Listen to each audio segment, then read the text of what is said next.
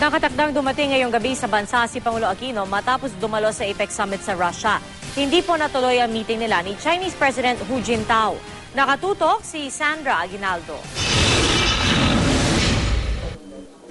Ang huling araw ni Pangulong Aquino sa APEC Summit dito sa Vladivostok, Russia, natuon sa diskusyon sa pinag-aagawang teritoryo sa West Philippine Sea sa pakikipagpulong ng Pangulo kay Malaysian Prime Minister Dato Sri Mod Najib Tun Abdul Razak.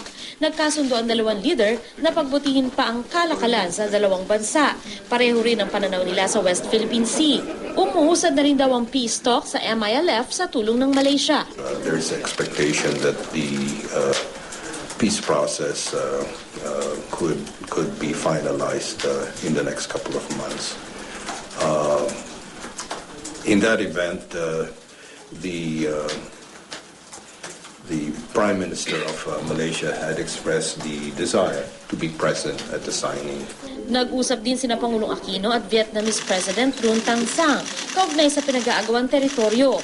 Pero ang pinakainabangang meeting ni na Pangulong Aquino at Chinese President Hu Jintao hindi natuloy dahil hindi umano nagtugma ang kanilang schedule. A lot could have been achieved in terms of a meeting between the leaders for them to be able to share the various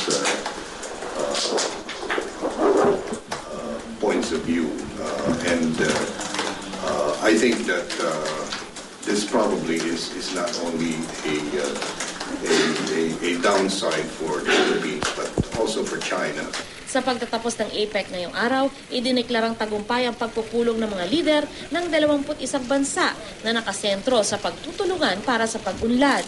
Sa tradisyonal na pagpapakuha ng litrato, nagkatabi si Pangulo Aquino at US Secretary of State Hillary Clinton. Pagkatapos ng picture-taking, nakunang sabay na naglakad ang dalawa habang nag-uusap. Mula rito sa Vladivostok, Russia, Sandra Aguinaldo, nakatutok, 24 oras.